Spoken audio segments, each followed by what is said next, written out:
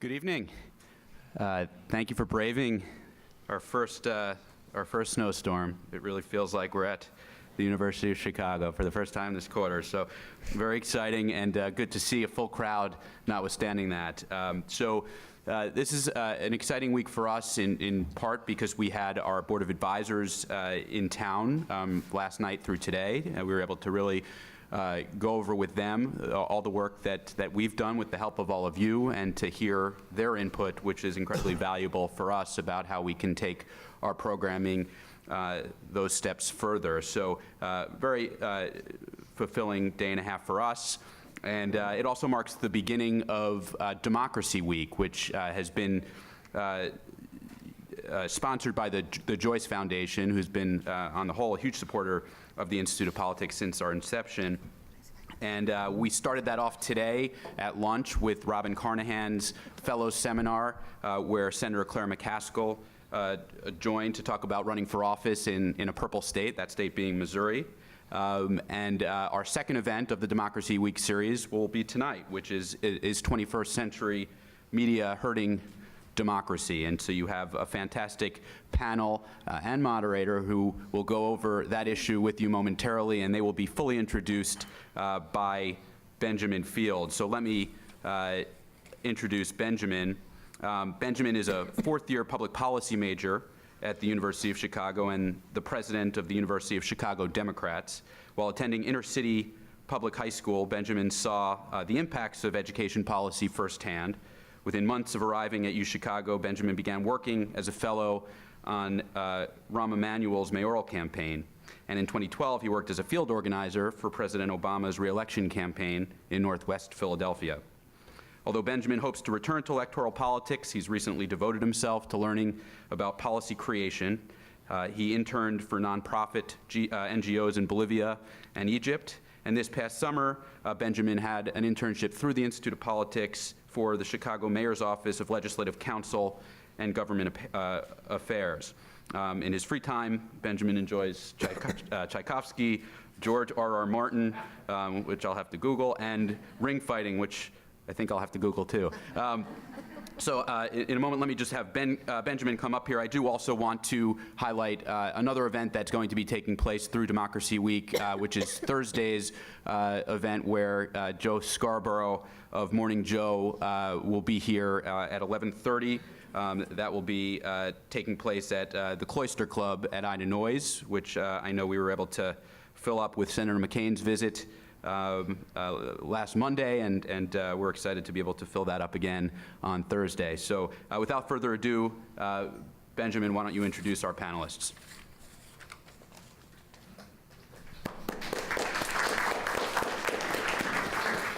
And explain what those things were that he referenced.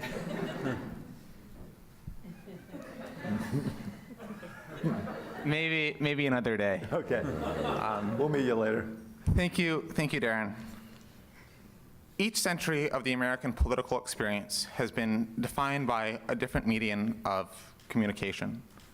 The 19th century by print media, the 20th century by radio and television, and thus far, the 21st century by the internet. According to former Vice President Al Gore in his book, The Assault on Reason, the internet has, by lowering entry barriers, revitalized the role that citizens can play in the American political process.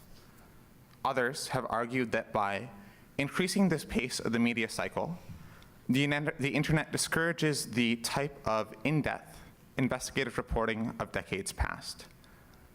Today's panel, Is 21st Century Media Hurting Democracy? We'll discuss whether what we have gained is greater than what we have sacrificed. Joining us on today's panel are Stephanie Cutter, the former Deputy Campaign Director of President Obama's successful 2012 re-election campaign, the co-founder of Precision Strategies, and a member of CNN's Crossfire. Bill Kristol, the former Chief of Staff to Vice President Dan Quayle, a political commentator for numerous media outlets, and the editor of The Weekly Standard. Howard Wolfenson, the communications director for the US Senate campaigns of Hillary Clinton and Charles Schumer. co-chief strategist and communications director for Hillary Clinton's 2008 presidential campaign, and currently New York City's deputy mayor for governmental affairs and communications. The moderator of today's panel is a man who hardly needs introduction. So let's skip it. He is the director of the University of Chicago's Institute of Politics, David Axelrod. Thanks. Let's Thank give them you. all a warm welcome. Thanks, Ben. I appreciate it. Oh, the only thing you omitted was Howard's most important credential is that he's a graduate of the University of Chicago. So here it comes. That was the hardest thing I ever did. Cheap applause line. He's still recovering, but he enjoyed it. But I thought Ben teed the conversation up well. It's painful to say this, but it's been 40 years, basically 40 years, since I started off as a young political reporter at the Hyde Park Herald.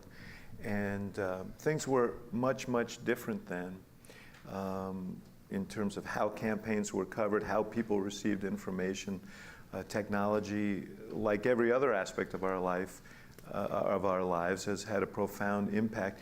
But I just want to go down the line and talk a little bit about the changes that you've experienced in politics, in government, in the way it's covered, in the way people get information since you began, Stephanie. Not long ago, of course. But you were in 3 presidential races, in 3 successive presidential races. How were the changes even during that period? Well, I started out actually on the Dukakis campaign in college. That's how long I've been doing this. And my job was to change the toner in the photocopier and make sure the fax machine was working. Now, Do you want to explain to the younger people what fax machines are? And now today, our main communication tool with voters is through the internet. Barack Obama had 37 million people on his Facebook page. And together, they were friends with 98% of all Americans. So that was our big tool for us to communicate with the American people and bypass the media.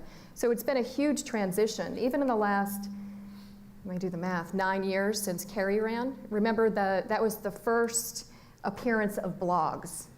And now, we all read blogs, but that's not the primary thing that moves anything anymore. But that was the first appearance of blogs. That's how the Swift boat controversy got started, on blogs, and we didn't pay attention to it, to our detriment, because we didn't really understand what blogs were. We didn't think that it would find its way into the mainstream media, but it did. And now, fast forward to today, mainstream media is moving at a record pace, split-second breaking news. That's good and it's bad. It allows more people to participate in campaigns.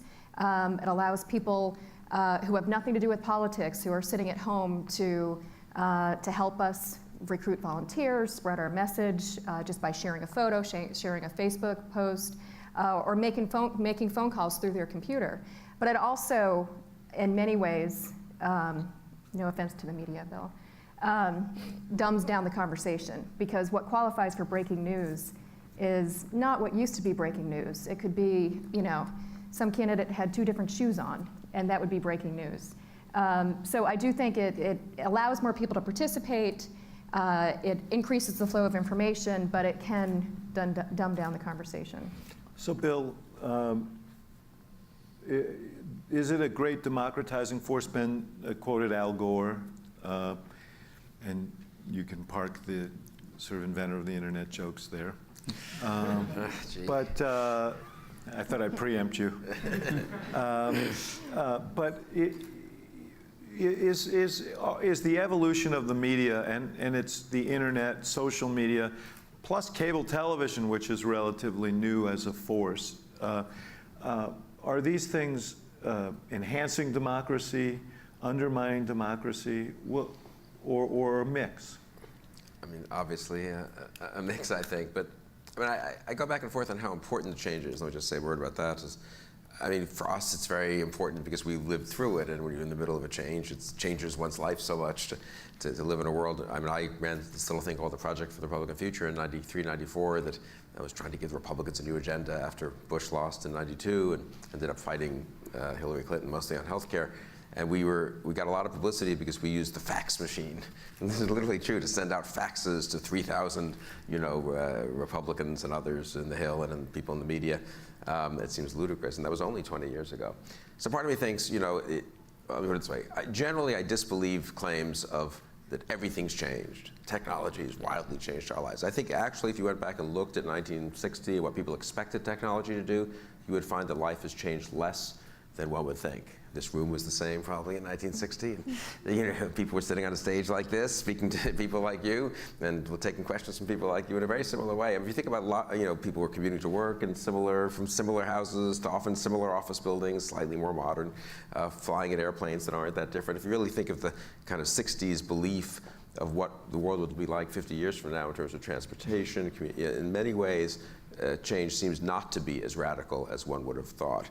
There's much more change, incidentally, between the late 19th century and the mid-20th century in average people's lives. If you grew up in a world without a radio, TV, airplanes, or even automobiles, obviously, 1900 isn't that long ago, and then think what your life was like in 1940, 1950.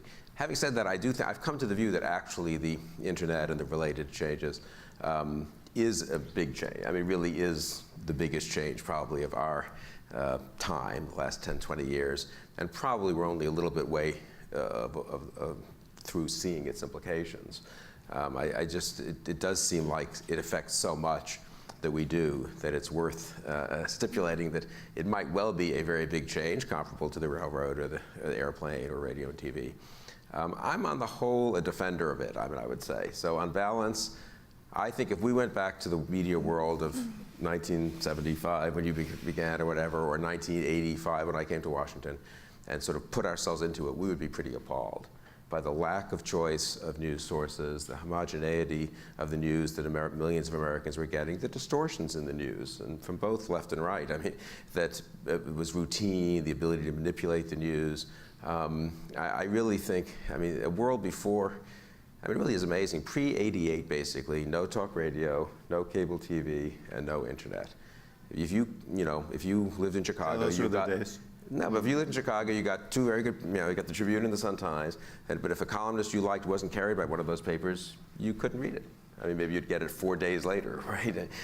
Charles Krauthammer wasn't carried by one of those papers, you couldn't read it, or someone on the left. And similarly, and the degree to which the interlocking of the political establishment and the media establishment in an awful lot of cities and states in America was pretty deep, and it's not like voters had a huge amount of visibility into what was happening in an awful lot of state capitals and an awful lot of city governments around the country in the 1930s or 50s or 70s. So I think one has to be wary of being too nostalgic for the old days. I think on the whole, it's a healthier situation. When I speak on college campuses like here and talk to students about what they read, they are reading much more diverse sources of information and opinion, and have access to so much more information than we did. And I think obviously it has its distorting effects and its problems, but I think on the whole it's a good thing, actually. That's an interesting question, actually, whether people are reading more diverse news sources or whether they're reading more news sources that affirm their point of view. And has that contributed to polarization that people go to, that people on the left read, the Huffington Post and related sites, and people on the right all read the Weekly Standard. Little plug for you. Thank you. You're asking Howard, or you? But Howard, what do you? Well, I don't think it's a coincidence that you have this period after World War II where there's a kind of a rough consensus in our politics, and there are kind of clear boundaries around which the discussion in our politics occurs, and you basically have only a few well-established media sources that are acting within well-established rules. And then as politics begins to atomize and left begins to diverge leftward and right begins to diverge rightward, you have a media culture that develops alongside that, as you say, can cater to all of these different niches.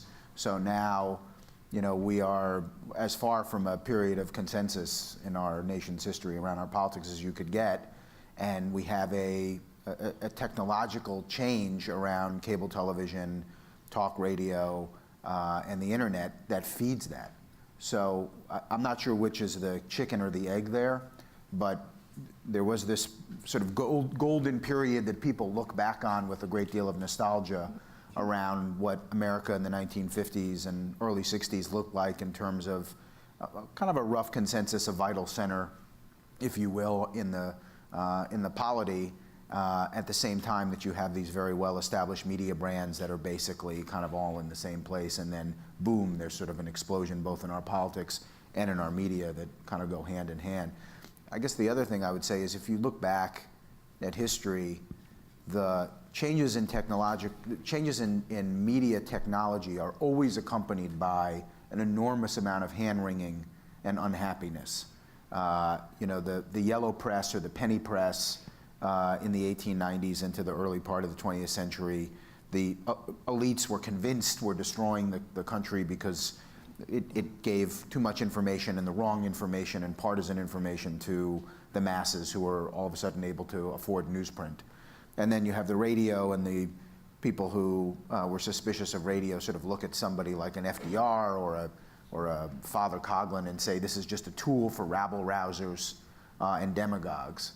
And then television, you know, people sort of say it dumbs down the society, it dumbs down our political discourse. You have people like John F. Kennedy, who, you know, some people, critics on the right or other places would say, you know, he was a good-looking guy who took advantage of a medium in a way that was unhealthy. So every new media is attacked for changing the values of politics or changing the rules of politics. And this, in many respects, is no different. One of the rules that's changed is that, as Stephanie referenced, things happen at warp speed now. When I started in journalism, there were actual news cycles where, you know, you put out a paper and then you had another 24 hours to put out another one. And you would actually go out and report, and editors would edit. And now there is no news cycle. Everything breaks instantly. Twitter drives the news. I'm curious, Howard, as someone who's actually governing in New York City, which is a hothouse of media activity, how difficult does that make the job of governing? Well, difficult. I mean, as you pointed out, as everybody has their own version of what life used to be like when they started in politics. But when I started out as a press secretary on the Hill, you know, you'd get your first calls from reporters around 10:30, and you'd kind of sort of talk through what the day's news might be, and then, you know, you would have an opportunity during the next few hours to sort of walk through facts, walk through misunderstandings, and there were moments of real conversation that could occur between a reporter and a source, all aimed at, as you say, that sort of the one news cycle that kind of ended at 5 or 6 or 7 o'clock that night, and there was the pressure of that, but there wasn't the immediate pressure that somebody was going to call you and tell you you had 5 minutes to respond before they posted something on Twitter or Facebook. Or a blog or what have you. And I think that you know, that there was that encouraged more of a fidelity to accuracy, I think, than we have today. My boss, who ironically is somebody who made his fortune in a technological media information company, has often expressed concerns about the impact of Twitter, for instance, on governing, because he would argue that you're basically having a popular referenda on a near hourly basis, and that a lot of politicians are all too susceptible to responding in a knee-jerk fashion when they see sort of the herd moving on Twitter or on social media. And I guess he would argue that politicians have to have especially sort of firm spines in order not to be moved by what appears to be the story of the moment. Not always the norm in politics, by the way. No, not always. And, you know, in fairness, he can be guilty of that too, but, you know, and also in fairness, in New York, our tabloid media has always driven a lot of our conversation. So in some respects, you know, tabloids were the Twitter of 20 years ago. And there have always been politicians who wake up, read the New York Post, and react and respond depending on what is in it.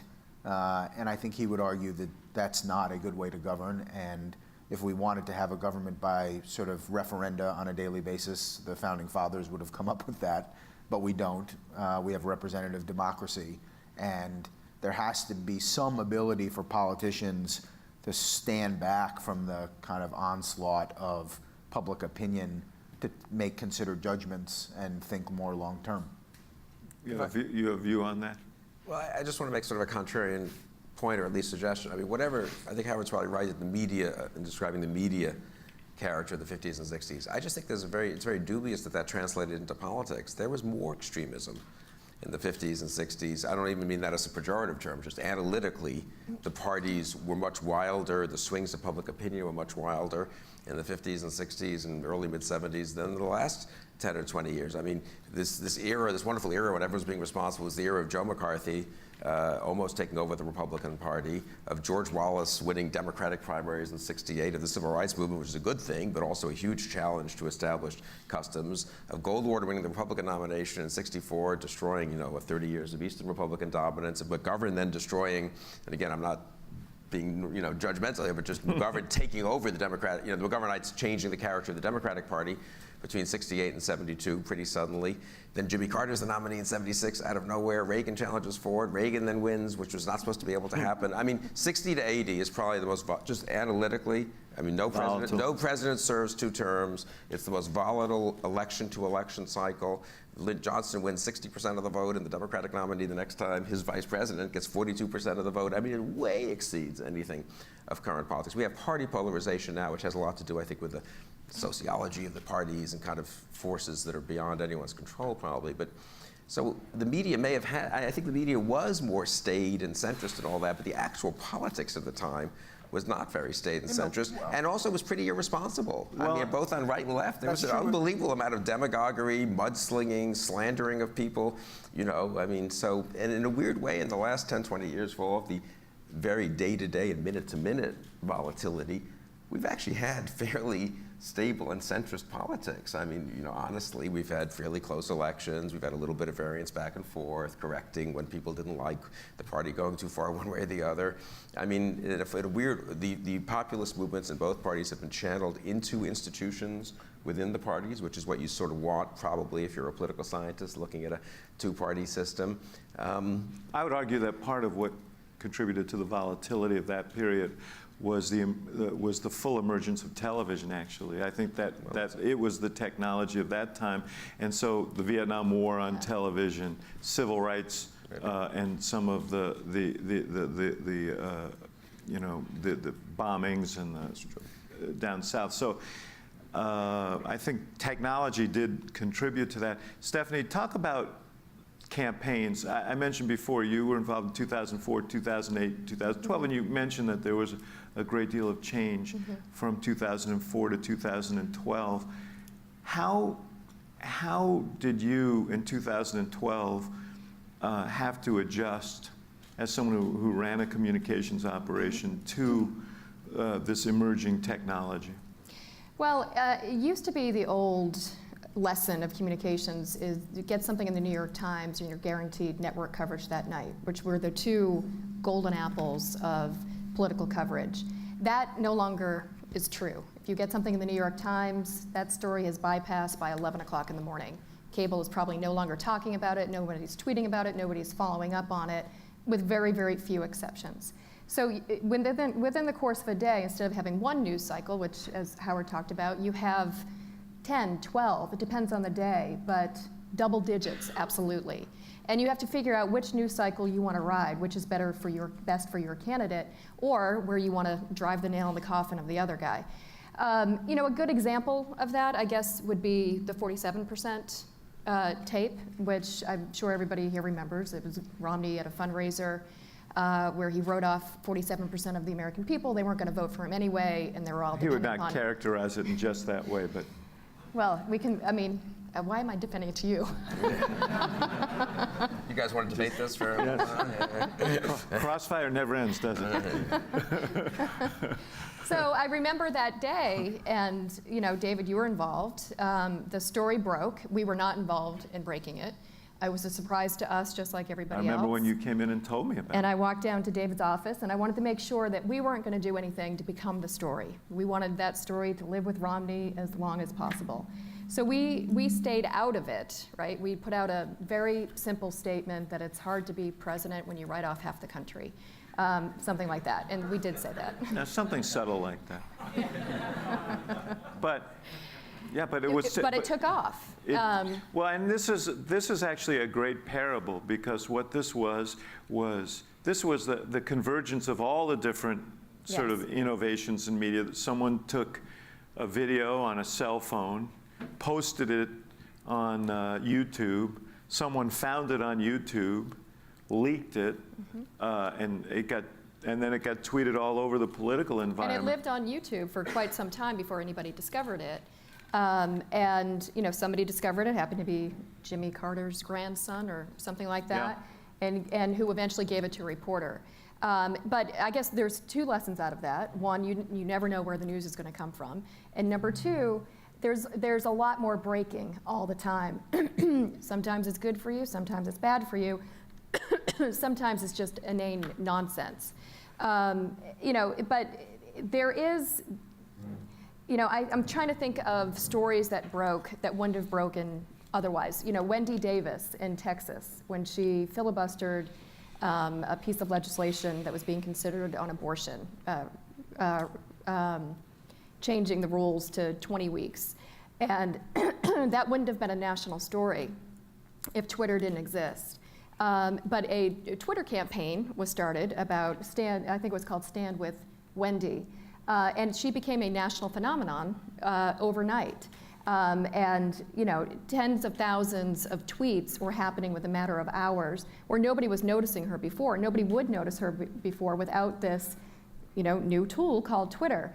And now she is a national figure, and she's running for governor in Texas. We all look at what happened in the Middle East with the Arab Spring and the use of the internet. So it is a huge tool in our democracy. It's very hard to manage on a campaign, and you have to pick your battles. You have to pick what you want to respond to, and it's more of an art than it is a science.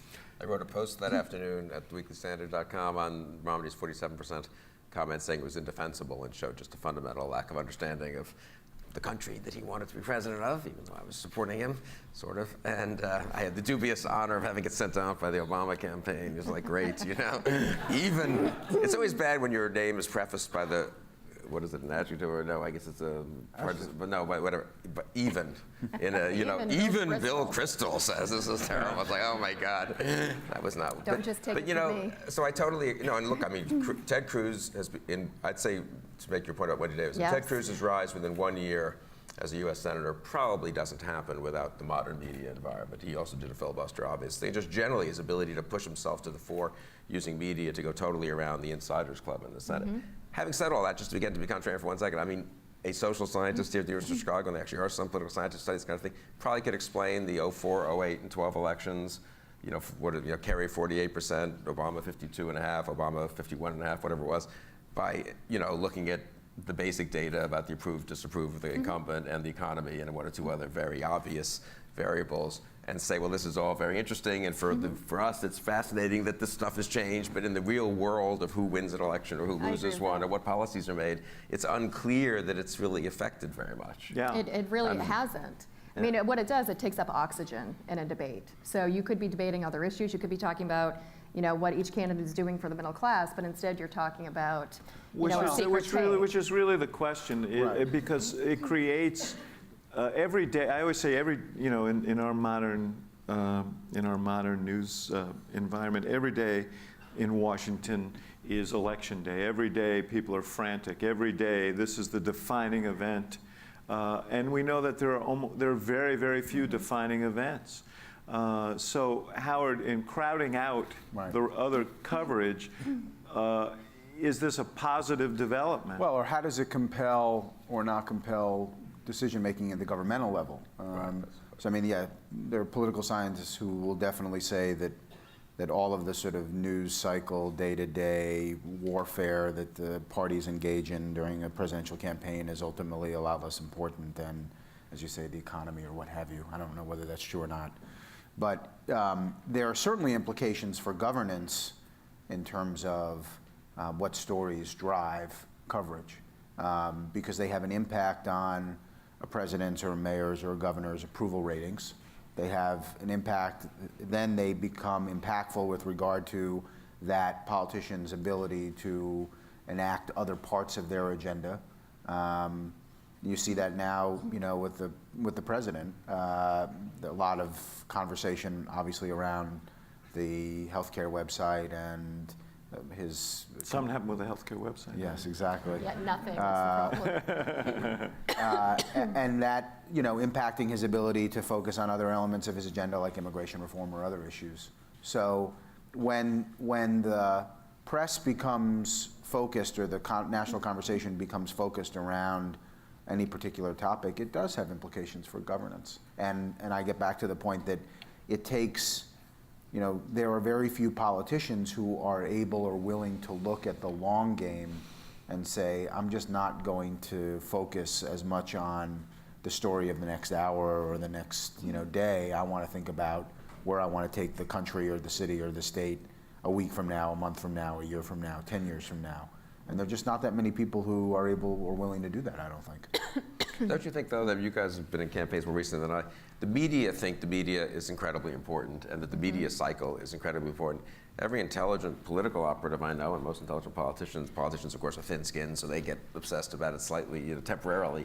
But every intelligent political operative I know actually discounts that an awful lot. And as you sort of said in describing the 47%, you actually stand back and try not to get totally driven by insane short-term Well, I think we stood cycles. back because we didn't want to be. In this case. But in Yeah. general, But the Obama they're- campaign, I you're would say right. in general, looking at it from the outside, Yes. and is not a supporter, was very disciplined in thinking there are 3 or 4 fundamental things that matter, both in terms of reality Yes. and in terms of message. And if you could get the economy back up a little, and housing bottomed and up a little, and convince people that he was on the side of the middle class and Romney wasn't, all the day-to-day, didn't matter much. And you guys were disciplined in your message, and I don't think you were I particularly actually driven. think You had hundreds of millions would of argue dollars. that the election was about some fairly big things. Yeah. I think that there were 2 very different views about how you grow the economy, about what the most important outcomes would be, there were very distinct views that I think people ultimately got, but it wasn't reflected in the day-to-day coverage of the campaign.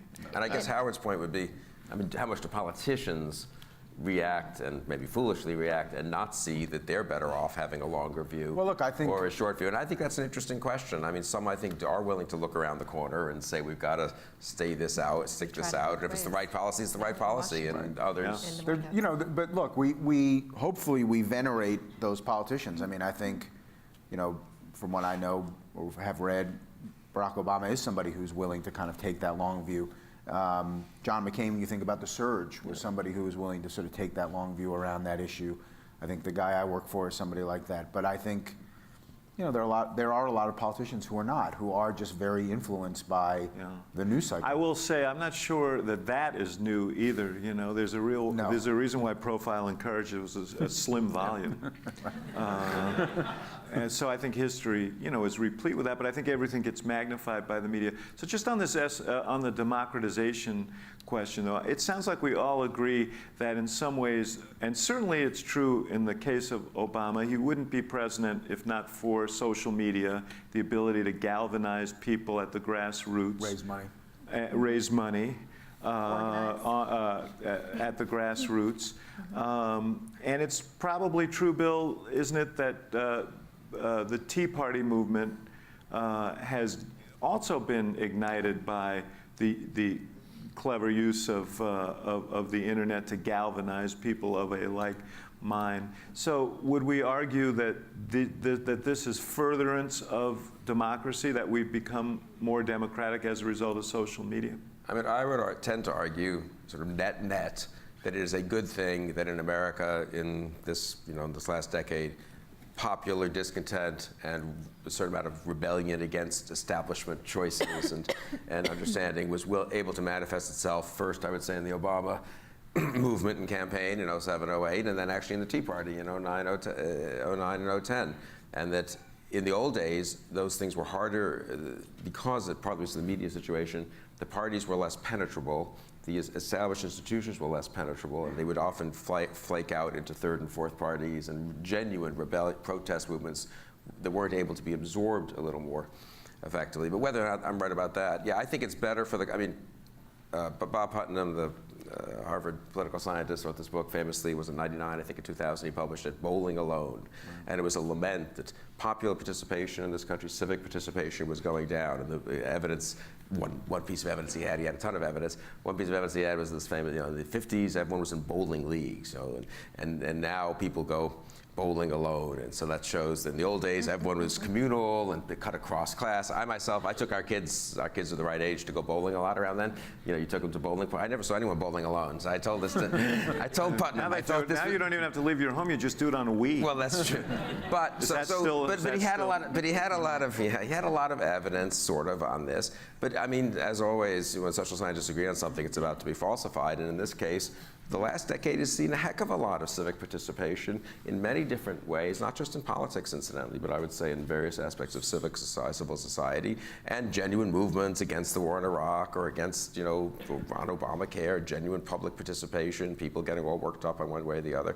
When people get all worked up, it's not always the most calm, rational, utterly thought through. And is it always organic, or is it sometimes artificially induced? Don't you think if it's artificially induced, it peters out pretty fast? There has to be something there. I mean, the war in Iraq went badly. Otherwise, the protest against it wouldn't have gone anywhere. And if Obamacare, if the website were working great, there would be much less Hopefully we'll about find Obamacare. out. Let me take the contrarian view to that, which is, I guess it depends on what your definition of democracy is, but in a period of time in which the percentage of eligible people voting goes down and down and down in every election. No, but it went up in this last decade. By a point. No, but when you compare to where we were 20 or 30 years ago, and I've come from a city where voting in this last election was down 20%, was down where we were 4 years ago.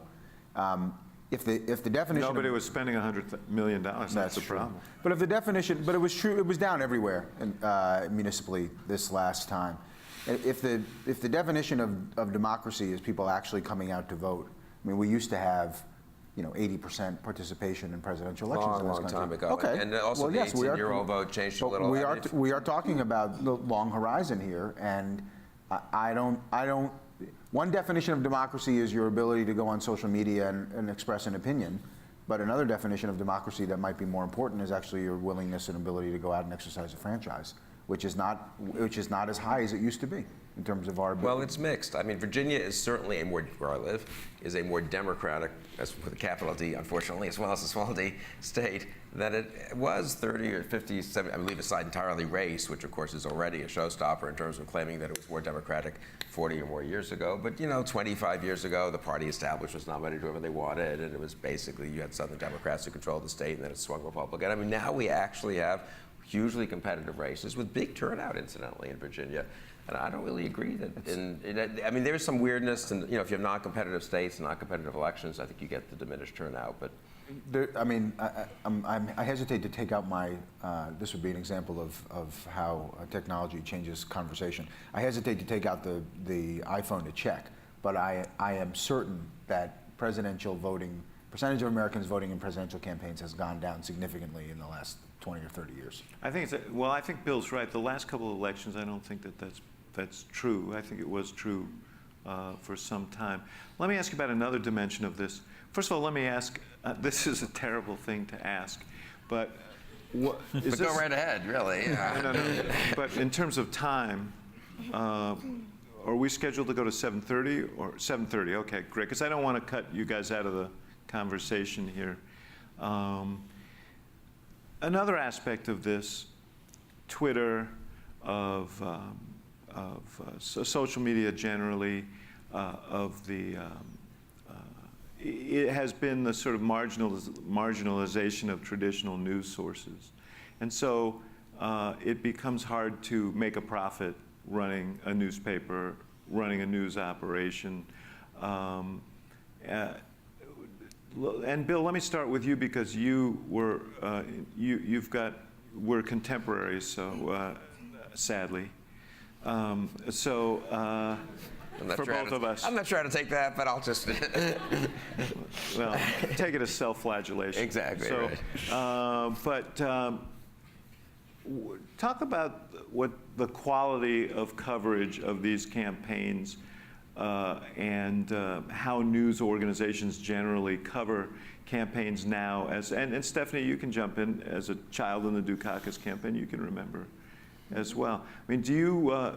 My view is that we have really, as you said, dumbed down the coverage. That, you know, when I started doing newspaper work, there was in the Boys in the Bus era, and you had these giants of journalism who used to go out and wander the states and knock on doors and go to more pubs than diners, actually, but and find out what people were thinking and write very thoughtful pieces that were well reported. You don't see a lot of that anymore because it costs money to send people out to do that. So I guess I'm answering my own question, but thanks for participating. But I mean, what's your view? No, I think there's some truth to that. I think you can find equivalently good analysis, maybe not in the mainstream big newspapers just because of the economics, but in other places, online or in magazines. But I don't, even in the, you know, when did McGinnis write that book, The Selling of the President? It was 1968. 68. It was about how Roger Ailes had subverted that good old-fashioned system when the voters rationally decided by marketing, by testing all of these TV commercials and then creating a new Nixon and creating just a media image of Nixon that allegedly elected him. So I don't mean to say that doesn't mean it couldn't be correct. I mean, Carter in '76, has there ever been sort of a less, substantial campaign really that was able to win the presidency? So for all that these reporters were doing a great job, the actual, I would say honestly, the campaigns these days are probably more substantive. I mean, you can't get away with not having a policy fairly maybe it's fairly seriously worked out on policy on major issues, or you pay some price for it. You can't get away with flip-flopping, as we've all learned in Kerry's case and in others, on major issues, or maybe it's unfair, but nonetheless, you can't sort of pretend, you can't just adopt a new, George, think about this. When Reagan picked Bush as his vice president, Bush switched his position on abortion. Bush has been a pro-choice Republican, which the majority of Republicans were. The '76 Republican platform was pro-choice. He just switched, and it was the good old days when all these giants were around. And I liked them personally, and it was kind of a great era in certain ways. But in a way, I don't know, shouldn't he have been held a little more accountable for that somehow? Which he would be, I believe, today, if one of the vice presidential nominees flipped on one of the major issues facing the country. I think that would be like an issue that would be brought up in that campaign. So I'm a little ambivalent about how I think there was better reporting. I just don't know if it had any real effect on outcomes or on the behavior of politicians or voters. I guess that's my question. I mean, it is a question. Maybe it did, but. Well, I mean, I think. Dukakis in '88, which you went through, that was the last wouldn't you say, pre-cable, mostly. Pre-internet, pre-talk radio, pre-internet campaign. I don't know that people think that was a particularly elevated campaign. Basically, George H.W. Bush clobbered Dukakis on the Pledge of Allegiance and Willie Horton. And so I don't know, But even if you look at... That's Roger Ailes again. But, yeah. He knew what he was doing. Even if you look at who covers the campaigns, and there are pros and cons to this, but news organizations don't have as much money to dedicate resources to campaign coverage, which means that they're probably not sending people out to, I remember one very influential reporter in 2004 always went out and drove up and down the Mississippi for 2 or 3 weeks to get a sense of where people were. And he was the first one to raise the flip-flop issue and to say, this is something real, you guys got to pay attention to this, and wrote about it. And we were like, no problem. Kerry is, Bush has the bigger problem here, we don't. But news organizations would not expend those resources today to put a reporter on the road for 2 or 3 weeks, just traveling around talking to people. That doesn't happen anymore. And the level of experience they dedicate to campaigns, they send kids right out of college, 22, 23 years old. Not a bad thing, particularly because I'm talking to college kids, to cover campaigns with no experience. And they're just, they tweet all day. And they're rewarded for how quick they find scoops to tweet about. and the number of tweets. Now, we can argue about whether that influences the outcomes of elections. Probably not, but it does influence the conversation during an election, and that does influence our democracy and our electorate. So, you know, that has, in my limited experience over the last, 20 years on campaigns, that has changed dramatically. You don't have, you still have Dan Balls, but you don't have David Broder. You don't have these icons that really set the tone of coverage for a campaign. So, and I guess in a way, you could say that even coverage, the fourth branch of our democracy has become more democratized because everybody's a reporter. Everybody becomes somebody who's reporting on day-to-day coverage. We got lots of reporters, we just don't have any editors. Yes. On Twitter, why don't you talk a little bit about, we all know that the debates got quite a bit of attention. Yeah. And we were sitting in the war room, as it were, at the first debate, and we knew in about 10 minutes that we were in deep, deep trouble. Yes. And it was largely because of Twitter, right? Because, reporters were on Twitter, and reporters they were all feeding off each other through their tweets, watching the debate unfold before them. So nobody was watching the entire debate and reporting off of that. They were reporting off of 10 minutes and basically declaring that President Obama was losing. I'm not putting up an argument about performance, but it was the first time in a presidential campaign that things had really moved that quickly. And we did not have a mechanism in place to, just like everything else in media, you can do your best to manipulate it. When you are a press secretary, a communications person, a strategist, and we did not have a mechanism in place to try to influence the conversation on Twitter. So it took that one debate for us to learn from our mistakes, and by the time we got to the second debate, we had a pretty big apparatus in place to make sure that our supporters were tweeting in real time, that we had identified some Democratic operatives, officials that had big Twitter followings who could tweet on the debate, and they could help guide the conversation. So just like when I said, 10, 15 years ago, you'd get a story in the New York Times, you were guaranteed coverage in the network news. There is a cycle to this, and you can figure out how to manipulate it. Twitter is slowly becoming part of that, in that category as well.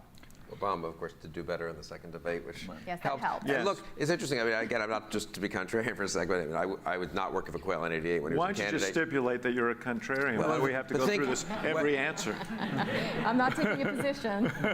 Well, so Quayle in '88 stupidly says, I knew Jack Kennedy, Jack Kennedy had no more experience than I did in the Senate, and Benson has the prepared, devastating setup line, and within 24 hours, the entire nation knows this and decides that Quayle's a total idiot, which was not fair or not correct, but it was a very good line by Benson. And then in '92, when I was on the campaign, Bush looks at his watch in the second debate, and again, this is pre, Twitter and pre all that, all the other stuff. And again, it did congeal. It's amazing how fast things were able to congeal even without this. I'm not at all quarreling that it is different today, but it's funny how much the system always had. In those days, it congealed because there were 20 reporters who mattered, and they were in the same room, and they all looked at each other and said, "Bush just looked at his watch. That looks horrible. It looks like he's out of touch." I mean, he looked at his watch for some perfectly reasonable reason, like Perot was going over his time or something. I don't know, but and then it became. Even at debates, you have a huge press file where all of the media comes and they file their stories, and they're all sitting right next to each other, as Bill mentioned. In previous campaigns, somebody like me or Howard or David would spend most of our time walking up and down the aisles of that press file. You don't even go near it now, because by the time you walk over there, the story has moved 10 times. So a couple of things. One, the reporters were always having these conversations with one another, right? That they were all sitting around in the press file and, oh my God, he's looked at his watch, or Dukakis or whatever it is. But now Twitter allows everyone to affirm their opinion, their impression, but also to eavesdrop on the conversation that the reporters used to have amongst one another. Now they're having it on Twitter, and the whole world is watching. When I was on then First Lady Hillary Clinton's Senate campaign, in 1999, 2000, there were a lot of analogies drawn between her run and Bobby Kennedy's run in 66 and 64. 64. Yeah. We had an intern sort of go back and just pull all the clips. We're curious what kind of coverage Bobby Kennedy got when he was running for Senate. And the difference was amazing, and the difference would be even starker now. I mean, basically, Bobby Kennedy would go out and he'd say something, and the news reported what he said. Today, Bobby Kennedy was in such and such a place and said X. And that was the news. And then there would be a discussion about what he said in a very sort of straight, dispassionate way. Now, there's very little journalism that's about so-and-so went to such and such a place and said X. It's why they said X, what was the conversation amongst the campaign operatives that got the person to say X, were there people in the campaign who might have disagreed about the fact that the person was saying X? What was the political calculation vis-a-vis the opponent that they said X? I mean, there is much more opinion, context, shading in what is sort of straight news today than there was then. It almost makes you wish that you said why. Right. One other thing, by the way, so the voting percentage in 68 was 60.7. It was habitually, routinely 60% all throughout the 60s, and now it is down. Has not been that high since. But yeah, But in the last couple 18-year-old of... vote, Yes, it's gone up. 72 knocks it down, though, a lot. Yeah, you've been peaking, huh? I did. I thought you were quiet for a while. I did. Well, on this point, though, I think Howard's absolutely right. You think back to the Gore-Bush debates in 2000, and Gore had the heavy size in the debate and so on. But it took a day or two for the conventional wisdom to sink in that this was a disaster. And if there had been Twitter, that would have been the conventional wisdom immediately. So again, I have to check back on this question every once in a while. Is this good? Is it good for democracy? Well, it's good in the sense that everyone should be able to actually see the conversation that reporters used to have with one another when they came up with the conventional wisdom about what happened, right? I mean, there is something democratizing about us as, not so much us as operatives, but us as citizens being able to witness the sausage being made and to participate in some sense in the sausage making. I mean, there is something inherently democratizing about that. I guess I go back to the sort of my lament about what is it that people do with that information. So you have a conversation, you have reporters who were previously in a file room somewhere having this conversation with one another, now having it in public. You have people participating in that conversation, helping to shape it all around the country. And then what do politicians do with that moment? What do citizens do with that moment? That is the potential downside. But I don't think it's a bad thing for people to be exposed to what used to go on behind closed doors. I mean, to make one obvious point, there weren't debates in the Halcyon days to some degree. The first presidential debates in the general election were in 60, and they probably didn't have them in 64, 68, and 72, and they really became regular in 76. Well, and it's another example. So is that good or bad, though? I mean, that's a mixed question. The best debater is not necessarily the best president, and there's a reason why people in the past had a certain reluctance to, let's watch the guys for 90 minutes. Obama happens to have a bad night, or Romney stumbles over one question, and suddenly we're choosing president on the basis of that. Let's look at their records as president or governor or whatever. So it's a mixed blessing, but it's almost hard to imagine today going back to a day when there were two people running for president of the United States. I'm thinking this is how it was for most of American history, including pretty modern history. I mean, 64, 68, kind of an important election. Humphrey, Nixon, no debates. Yeah. But on the question of technology, it is, of course, interesting that it was the first debate here in Chicago between Kennedy and Nixon that probably changed that election. Viewership was very high. Kennedy performed very well on television. I mean, it's almost a cliche now, the fact that Nixon did better among people who listened to the debate on radio.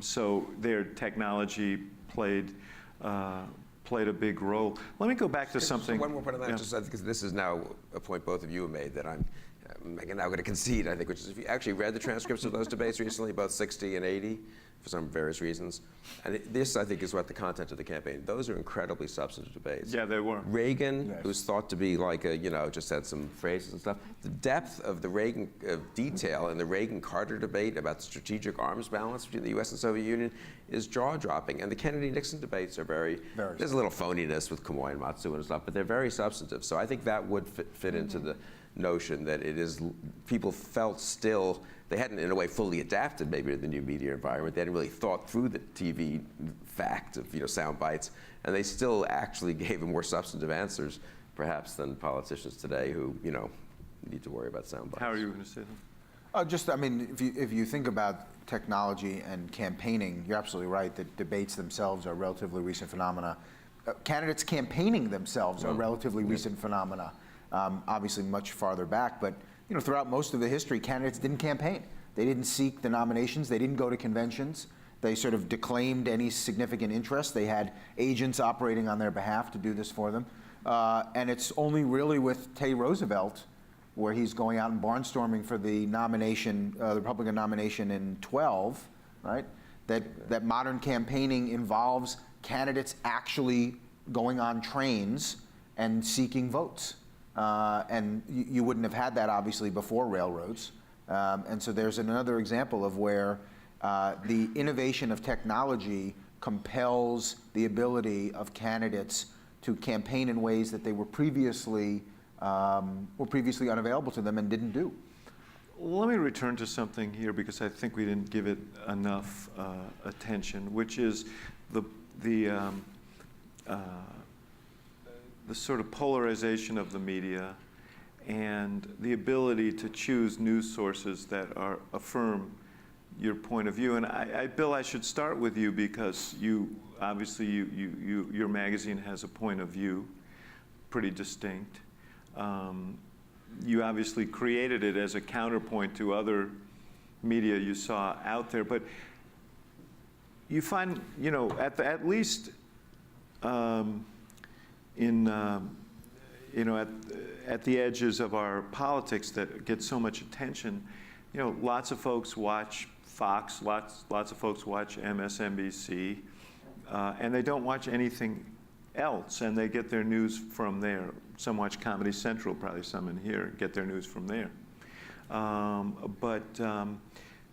Yes, so you're right. You used the phrase that media was homogenized back in the 60s and 70s, that people basically watched the same thing.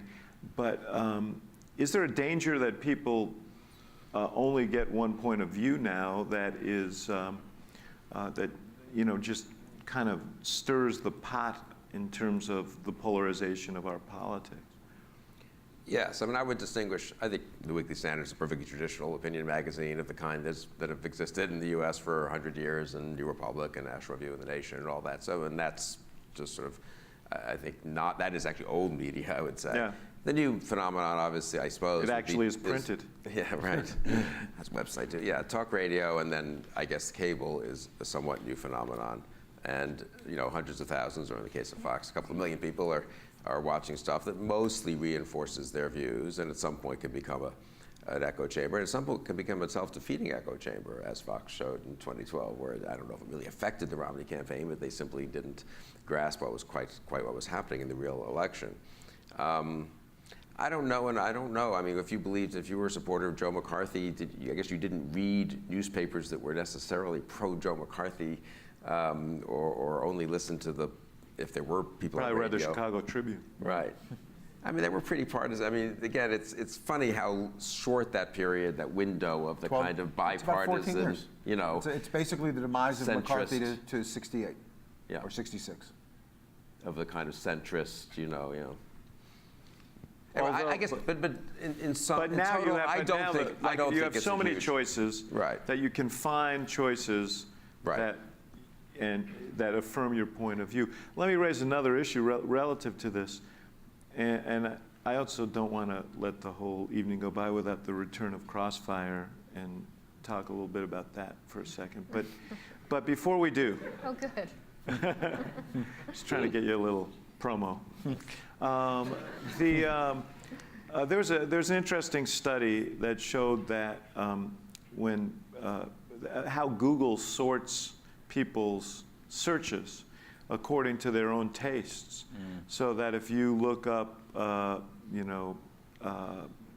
think the example they used was the shutdown, you got different media sources according to your tastes. So does that process add to the kind of siloing off of people in terms of their views? They're just trying to give, Google uses algorithms that give people media sources that they are comfortable with. Can I ask Bill a question to that point? I mean, not exactly about Google, but I assume you have a good sense of your readers and who they are and what their habits are. So when I go into the local magazine store, and there are fewer and fewer of them, but when I go in, I will frequently buy, the National Review, Your Magazine, New Republic, and The Nation. Right. And the guy looks at me like I'm kind of nuts. And my attitude is, I'm really interested in politics and government, and I want to be well informed across a wide spectrum of views. Is that your reader, or is your reader somebody who's really sort of in the right camp?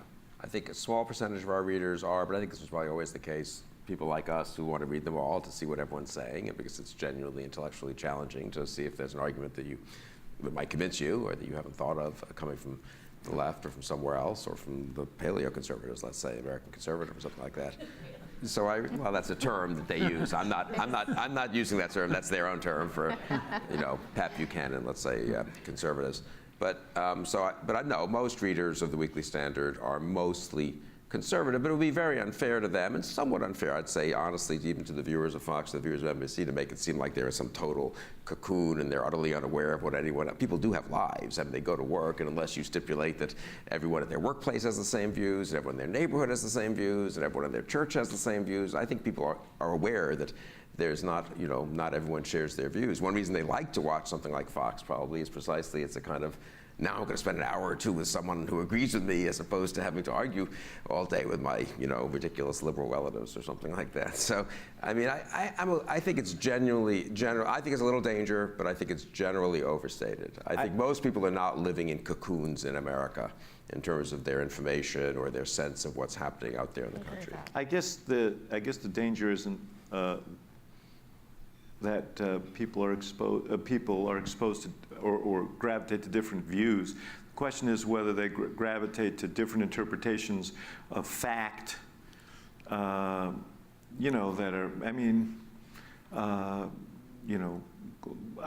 I was at some restaurant in rural Michigan, and a woman dropped her cane over the side of this. We were sitting on a balcony, and I went down and picked up the cane and I gave it back. And the woman she was sitting with, older women, said, "Say, you're David Axelrod?" And I said, "Yeah." She said, "I hate you." She said, "I can't believe you were the guy who went and got that cane. That's not what I believe." And I said, "Well, we had a very nice conversation." At the end, she said, I'm walking away, she says, "Are you willing to admit climate change is a fraud?" She said, "I saw it on Drudge today." So, I mean, it's not, I think... Did you admit it, or did you still...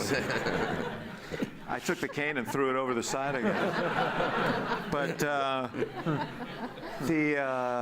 mean, I think that the troubling thing is that we used to be able to agree on for certain foundational things, facts, and now there's such distrust that people only accept whatever interpretation of fact that they get from their trusted media. One of the reasons that Facebook was so valuable to the Obama campaign was people are so distrustful of news media sources that they'll accept information from friends because they figure their friends have vetted this information.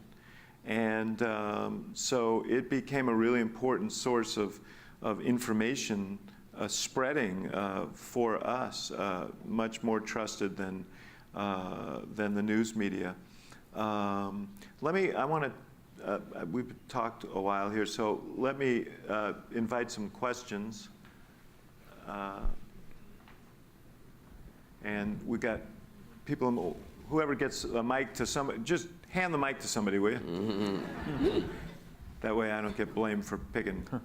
Hi. Regardless of whether or not turnout has increased or decreased in the last 10 years, I think it's still low. So do you have any suggestions or any opinions on how we can increase turnout across all parties? Besides. Well, I mean, just let me offer my view. It's an interesting question because we have these debates over voting laws now, over voter ID laws, which I think probably have popular support, but also over laws about early voting so that people can vote in advance of elections, which does increase the opportunity to vote and promote voting. I personally like the idea of Saturday voting and where people don't have to miss work to vote. I think anything we can do to make it easy for eligible voters to vote, we should do, because we're a better and stronger democracy if we do. But, Bill, it seems like there's a resistance in the Republican Party to, let's set voter ID laws, but to laws that would make it easier for people to vote. And I guess the question is, why? Is there, I mean, honestly, I mean, this is like what? Like extending the voting hours? Yeah, Two-day voting, like Early voting. early Well, the voting. early voting thing is an interesting question. I mean, I'm actually quite open to the notion of like weekend, have a Saturday, Sunday voting, which was probably the easiest way for people to vote. I think there's a serious question about early voting at some point. I mean, the reason you do have campaigns is to let each side make its case, and at some point, if the early voting gets too early, like before a presidential debate where you might learn something, it's convenient for someone to do it, but is it really civic? And there's a reason why the tradition, not just in the US, but all around the world, is basically that you vote on a day or in a 2-day window. And absentee voting and early voting was originally designed for people who couldn't make it to the polls that day. And I used to vote absentee in Virginia because I was going to be in New York on business or whatever. And when I was in government, we were traveling on election day. But it is, I'm not so I mean, I'm a little queasy about month-long early voting, but not because I think it gets. What about week-long early voting? I'm fine with that. I mean, I just don't know if I don't have the sense there are huge fights, maybe I'm wrong about this, in the state legislatures. And the Republicans, well, our Republican-run states, does Indiana have wildly different voting laws than Illinois? I don't know. Well, there are states. Does it have lower turnout than Illinois? No. Indiana? But No. we've all seen those pictures of people waiting in line for hours and dropping out of line because, you know, they don't have enough people to staff the polling stations, and, you know, how early voting could have eased that. And we, you know, on the last Obama campaign, we spent a significant amount of resources educating people on the changes in the voting laws because a whole slew of Republican governors had cut back, well, putting voter ID stuff aside, but cut back early voting, voting by mail, anything that made it easier for people to work voting into their lives. Which state was it, Florida or Ohio, where they ended early voting on the weekend? The Sunday before the election, they stopped. Ohio. Yeah, it was Ohio. And they cut it in I half just in want to, Florida. before we go on, though, I want everybody to tweet, even Crystal is open to early voting. Well, there's really no difference between an absentee ballot and early voting. Your vote is still count on election day. You're just fitting it into your life. But Howard, let me ask you a question on this. You and I have had this discussion. One of the things that I think discourages participation is that people, not everybody identifies with parties. Party nominees come out of highly partisan and polarized primaries. What about the California system, the so-called jungle primary, where everybody is on the same ballot, Republicans, Democrats, everybody, and the first two finishers then run off? Well, nonpartisan voting and nonpartisan redistricting might improve voter turnout because you could get more competitive elections. Not at the presidential level, but let's say House of Representatives or state legislative races in districts that are gerrymandered to a fare thee well, that are either overwhelmingly Democratic or overwhelmingly Republican. The primary is the contest that is decisive in terms of determining who the representative is going to be from that district. And frequently people just don't come out in the general election because the outcome is so obvious. And so if you created a system where districts themselves were drawn to be more competitive as opposed to less, and you had nonpartisan elections where the top 2 finishers went on to the general election regardless of party affiliation, you might have greater voter participation in the general election because the races themselves would be more competitive. I think the redistricting thing is important. I've always thought that should be more nonpartisan one way or another, and some states have it. I don't know if there's much data I think there's some data that shows that nonpartisan districting obviously makes more competitive districts and therefore does encourage participation in Iowa and stuff. But I'd say the Electoral College, and I'm sort of on the whole a defender of the Electoral College, but I will say the biggest downside now of the Electoral College, which did not used to exist, is in a polarized society when there were 12 states in play. Really, it is a problem in presidential elections. I'm not one I experienced because I live in Northern Virginia, which was extremely competitive, but 38 states are not participating in the presidential. If you want to know why turnout isn't that high, a lot of people aren't voting because it's rational not to vote. I mean, if you're in Illinois in 2012 and you don't have any competitive statewide races and you're in, I take it the bulk of the districts are pretty one-sided and Barack Obama is going to carry the state, really, honestly, unless there's a local race to vote, why would you vote? And I think that's true, although turnout, I think that's the case for but turnout is even lower in non-presidential elections, way lower in non-presidential so that's elections. gerrymandering. Yeah, but it's always going to be that way. So understood. But I mean, do think I think the strongest case against the for at least changing the electoral college is some way or another. Maybe do it by congressional district. Maybe do it sort of proportionally, but still keep some state.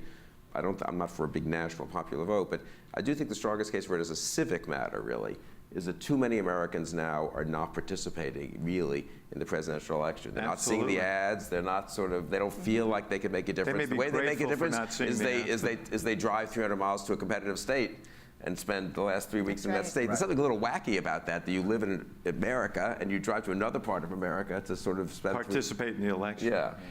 We have a question on this side. Yes. Thank you for the great conversation and for joining us on our first snowfall of the winter. I wanted to ask, because you talked about how there's really no news cycle and there's just like this 24-hour news cycle, and the pressure of putting the information out there, whether it's tweeting or on cable, on TV. How do you weigh that against fact-checking, against making sure you have all the information? You get some sort of information. Do you put it out there right away, or do you wait to check the facts to make sure you have the right story? Stephanie, you ran a communications operation. You fact check, because and you do everything in your means to make sure that you're getting the facts right, because the consequences of not getting the facts right are worse than not putting anything out at all. And also, you need to remember, always in a campaign, regardless of whether you're in the communications operation or if you're cutting ads or out there in the field, your number one priority is what the voter is hearing and what the voter needs to know. So, the news cycle is going like crazy throughout the day, but you can choose what to participate in. You don't have to participate in all of it. There were many days, most of the communications team, I oversaw communications and research and policy and other things. Most of those teams didn't even have TVs. And there were many days I didn't even turn on my TV, because that conversation was not the conversation that voters were having. And we always needed to remind ourselves. And that was the first question we asked ourselves in terms of, do we need to respond to this? Or do we need to put this out? Or is this something that will influence the news coverage that's going to influence a voter? And if it is, then we'll participate in it. If it's not, then let's bypass this and focus on what's important. So, that's the rule that we lived by, and it worked out pretty well. And that's what I would advise anybody else on this type of cycle of campaigning. On this side somewhere. Thank you for coming. My question is about a particular type of media along the lines of the Weekly Standard. That is the publications that serve more of a partisan purpose, if you will, or an ideological purpose. So the Weekly Standard, National Review on the conservative side, The Nation, and the New Republic to a lesser extent on the left. Not to a lesser extent, but go ahead. Fair enough. The way I see it, they serve two purposes. Number one, obviously they serve an audience, filling a niche. The second purpose is quasi-political, if you will, or implicit, in the sense that they're trying to influence actual policy making. My perception is over time, the influence which these publications have held over actual influencing policy has diminished. What are your views on the issue? I'm probably not the best person. I think it's not, well, first of all, we're not, and I think I'd say for the others, they're really not partisan. They are more ideological, but we don't all agree with each other, and certainly we're contrarian on some issues against sort of conservative orthodoxy. You know, I mean, we believe what we believe, and so we write pieces making arguments for what we believe. I think you can overthink this and say, well, this is an ideological agenda. This is like a free country, and people are allowed to make their arguments. I don't know, did we have more or less influence than 10 or 20 or 40 years ago, those kinds of magazines? It's hard for me to tell, honestly. Let me ask you a question, and it maybe on... I mean, I would say the way we think we have influence is something appears in the Republic and then gets picked up, obviously, or Weekly Standard, and then gets picked up elsewhere, because we don't have enough readers to directly drive millions of people, or it's read in the White House or by a senator who says, hey, that's a good idea, that's an interesting, let's say the stuff we're interested in, an interesting tax proposal, I hadn't thought of before, let me call that guy in, and he wrote a piece, but it was really based on research by some economist somewhere else, and then he gets to meet that guy. So I think that's a rather traditional way of influencing policymakers. I don't know if it's easier today than it was 20, 30, 40 years ago or not. How long were you at, you were a Fox News personality. How long was that? I was about 10 years. And you've left Fox. Why? I mean, I was in government, then I came out and did TV when I started the magazine, really, a little bit before, but and did ABC for a while, and did random stuff for a while, like so many people do, and then Fox offered me a contract, and I really did Fox News Sunday primarily and the election coverage. And that was fun, and then for various reasons, I thought it was getting a little stale, and there were some slight disagreements, so I left, we let the contract lapse, and now I just do random shows. So I honestly, I mean, I say this not to duck anything, but I would show up and do my, be on Fox News Sunday, just like I show up and on Meet the Press or This Week or whatever, but I wasn't like part of Fox, decision making or Fox corporately. I mean, that was in New York, and I knew those guys, obviously. I know Roger and everyone, but I don't really have any more insight into what makes Fox tick, I think, than anyone else who watches Fox. It's great that it has this outsized reputation. As I like to say, I said this to Ailes once, he got extremely annoyed. Fox is so powerful that since Fox got started in '96, the Republicans have won the popular vote in one presidential election out of 5. Before that, before Fox, they were in terrible shape. Reagan won by 9 points, then 20 points, then Bush won by 10 points. And thank God Fox got invented, So I'm generally a little skeptical about these explanations about the power of the media, Which side would just, you guys are up over here somewhere? If you don't mind returning to the talking about the news cycle, there was something I was just a little curious about. I understand that the new technology allows a news organization or a campaign organization to learn about an event almost right after it occurs, as opposed to having to spend a whole day looking to find events. But I'm not sure, and I don't know if this is necessarily the case or why this is the case, but what is sort of the relationship between the speed at which you can learn about an event occurring and the speed at which an organization then presents its story about that event occurring? Because it seemed to me that very early in your conversation, you were talking about how now that you can hear about an event an hour after it happens, in the next hour you can immediately release a story about that event, as opposed to waiting a whole day to sort of collect yourself and make this formal presentation. Yeah. So why is it that so quickly? Well, I mean, I think that in this media environment, there's tremendous competitive pressures to be out there early, preferably first.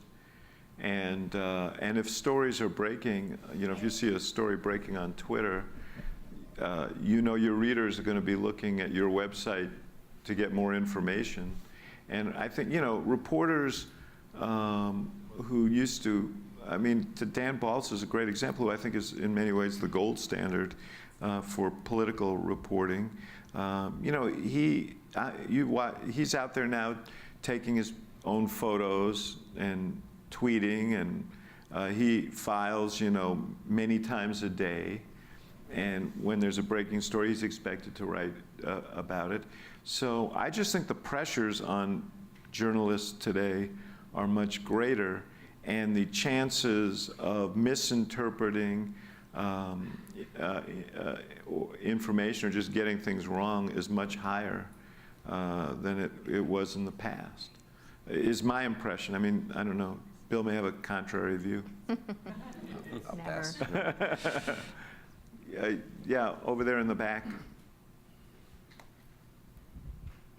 To go back to your question about voting and, kind of compelling people This to is the vote. news media half, and this is the voting half. Yeah. This is what I'm- In some countries, they fine people if they don't vote, unless they have a good excuse, like they're in the hospital or they have a cognitive impairment or whatever. I mean, you could say it's un-American, but it's un-American to, not make the process fully democratic, too. Well, I don't know. It does feel sort of un-American to me to fine people if they don't vote. I do think people have a civic obligation to participate, but the nature of our country is you also have the right to make a statement by not participating. And this is one I'm sure Bill won't have a contrary view on. I mean, most places that fine people have one big parliamentary election every 4 or 5 years typically. And maybe there's a case there for compelling participation, the one chance a voter really has to influence policy, often in those countries which don't have federal systems and don't have separation of powers. The great thing about America, and I think an argument for preserving a voluntary voting system, is the diversity of chances people can affect policy, including not by voting, And so that's one reason I would be for more decentralization, because I think you can't count. It's not enough to tell people, even if you force them, you get to vote once every 4 years, then be quiet for the next 4 years. One of the great things about America is the ability to influence policy on so many different levels and through so many different ways. And so part of that is voting, but only part of it. Yeah, the right to not vote and not be quiet for the next 4 years is part of being. Yes.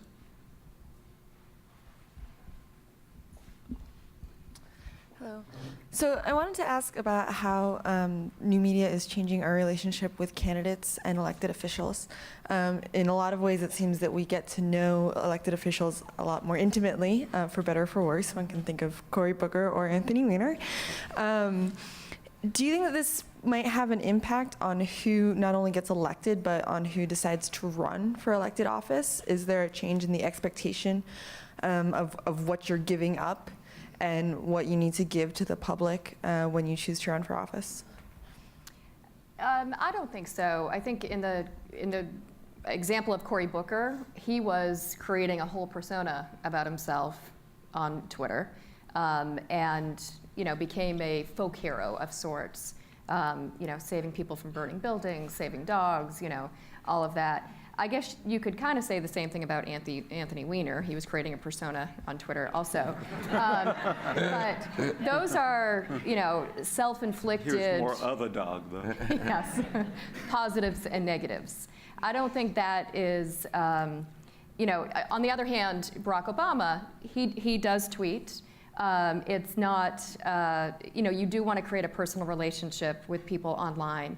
The most shared photo that was ever tweeted out from his account was a picture of he and Michelle hugging on election night from his Twitter account. So there are ways to manage it without exposing your deepest, darkest secrets or falling into some sort of a dark side of it. So. But let me just say, generally in this media environment, it's very hard to have deep, dark secrets, It is. whether you tweet or not. I don't and think there it's is a Twitter, question though. of, when you look back at the kind of leaders that we've had in the past, would Lincoln have survived, given his history of depression? Melancholy. Would melancholy, yes. Certainly, would John F. Kennedy have survived, given But his that's been going on a personal life? long time. You were telling a story about Gary Hart.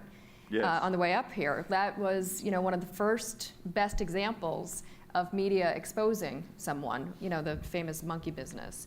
But that's been going on a long time. Media and technology plays a role in that. I guess I don't agree that it's gotten worse. But on the question of whether it will change the kind of people who will run for public office, I think that it is a more daunting environment, and I do think that people think about whether they want to expose themselves to that environment. Yeah, I think it Yeah, plays. I I'd say agree with that. if I think of the people I wish would have run for public office over the last 25 years since I've been in Washington, and who didn't run, I think the media, full-time, investigative sort of culture has played some role. I think the fundraising problem is a greater. If you're going to fix one thing to get better people to run, it would be to somehow fix the current campaign finance system. You could also argue at the other think. side that it's prevented people from running that shouldn't run, Yeah. that thought they were going to be exposed.